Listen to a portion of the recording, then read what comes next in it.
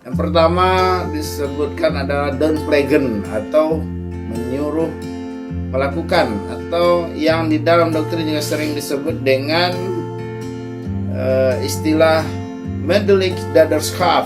Nah, ini agak bisa lebih jelas. Nah, selanjutnya kita sebagai perbandingan kita melihat tentang pendapat yang disampaikan oleh Wiryono Projodikoro. Nah, bagi para sarjana hukum, Wiryono Projodikoro ini tentunya sudah tidak asing lagi, karena Wiryono Projodikoro ini adalah termasuk salah satu pegawai hukum yang ada di Indonesia.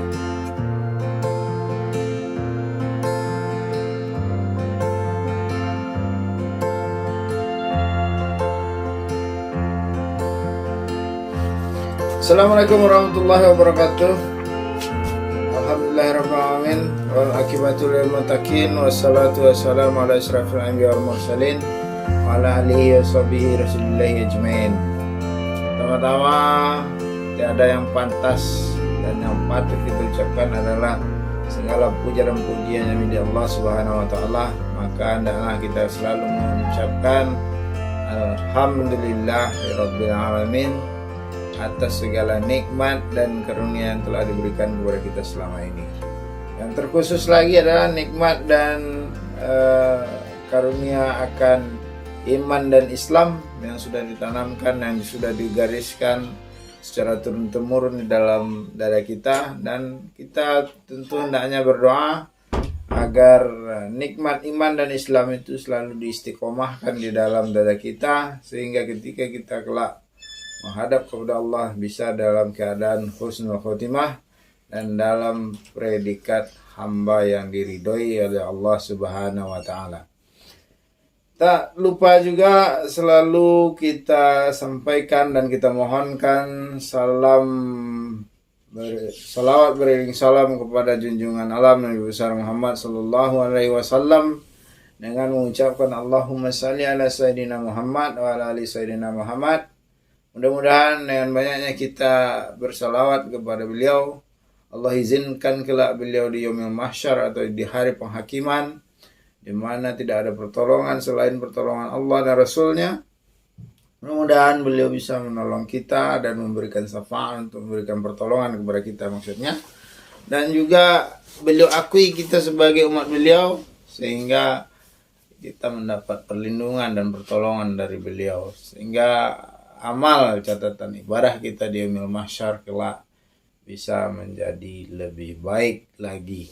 Nah, kita ketemu lagi di dalam channel Gusri PD27 tentunya, bersama saya Gusri Putra Dodi, dan kita akan selalu membahas tentang keberadaan ilmu hukum. Nah, khusus pada kali ini kita membahas tentang ilmu hukum pidana. Khusus kenapa perlu pembahasan khusus tentang hukum pidana, karena memang hukum pidana ini belakangan ini agak menjadi suatu hal yang primadona atau sesuatu hal yang seksi, yang menarik untuk dibahas gitu. Nah, dengan kejadian-kejadian yang sudah menjadi rahasia umum tentunya, di mana FS dengan beberapa tersangka lainnya itu bisa melakukan suatu tindak pidana pembunuhan terhadap J. Nah, ini menjadi suatu titik isu atau menjadi sesuatu hal yang titik anjak atau segala sesuatu yang bisa menjadi suatu pijakan untuk membahas suatu ilmu pengetahuan, khususnya adalah tentang ilmu pengetahuan hukum. Nah, untuk pertemuan kali ini kita membahas tentang ilmu hukum pidana. Nah, di dalam ilmu hukum pidana itu ada yang namanya penyertaan atau perbantuan. Nah, di dalam bahasa hukumnya disebut dengan istilah dalneming. Nah, dalneming ini diatur menurut pasal 5556 KUH pidana. Nah, di dalam pasal 556 ini diatur sedemikian rupa suatu tindak pidana itu dilakukan oleh sekelompok orang atau lebih dari satu orang, di mana setiap orang ini mempunyai peran yang masing-masing berbeda antara satu sama lain. Nah, Berbeda misalnya dengan ketika terjadi suatu kejadian yang diatur sebagaimana pasal 170 Kitab Undang-Undang Hukum Pidana. Di dalam pasal 170 itu disyaratkan adalah suatu perbuatan secara bersama-sama. Nah, secara bersama-sama ini tidak ada suatu skenario yang disusun, tidak ada suatu keadaan yang disusun bahwa si Anu memerankan ini, si Anu memerankan ini, dan si A lain lagi perannya, itu tidak ada.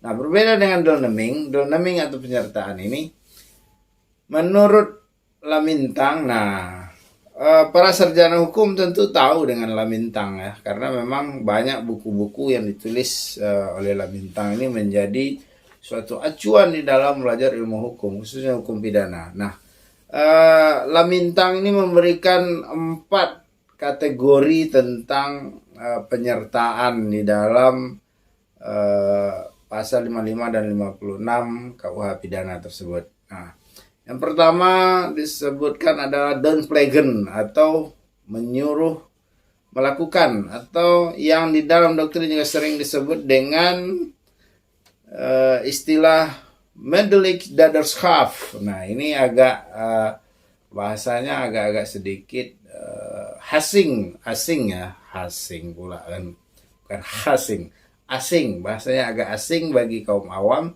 Karena memang hukum kita kebanyakan masih bersumber kepada hukum-hukum Belanda, khususnya Kitab Undang-Undang Hukum Pidana. Kita masih memakai Kitab Undang-Undang Hukum Pidana yang diwariskan oleh penjajah Belanda, sehingga banyak istilah-istilah hukum Belanda yang kita pakai di dalam hukum pidana yang kita terapkan di negara Republik Indonesia ini. Nah, itu yang pertama downplagen. Nah, downplagen atau menyuruh melakukan, atau yang di dalam doktrinnya sering disebut sebagai medelijk daderschap.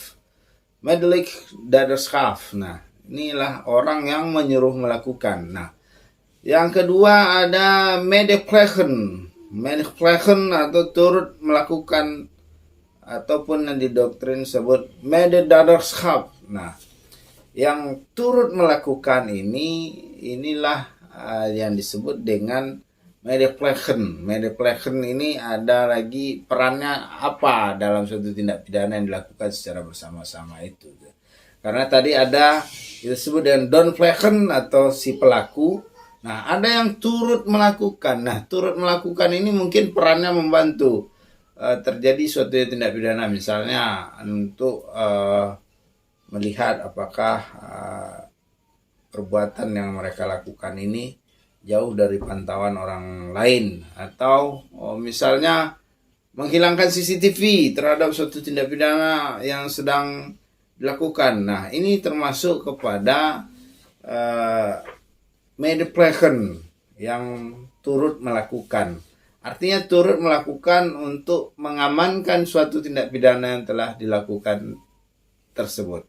Nah, ini adalah suatu peran yang dimainkan oleh orang yang secara bersama-sama itu tadi melakukan suatu tindak pidana.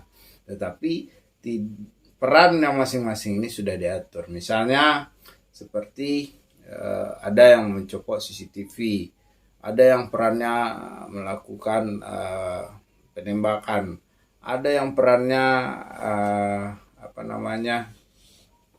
mengamankan lokasi dari jangkauan masyarakat lain. Nah, ini peran-peran masing-masing inilah yang disebut dengan medeplegen. Nah, yang ketiga ada uitlooking atau yang menggerakkan orang lain. Nah, menggerakkan orang lain ini ada juga yang disebut dengan istilah otak pelaku. Nah, otak pelaku ini artinya dia yang menyutradarai, dia yang membuat skenario segala keadaan, bahwa si A memerankan ini, si B memerankan ini, si C memerankan ini. Inilah yang diatur di dalam uitlooking atau yang menggerakkan orang lain itu. Nah, yang keempat ada medeplegen. Nah, medeplegen ini bisa teman-teman sekalian atau sobat-sobat sekalian baca di dalam bukunya Lamintang ya.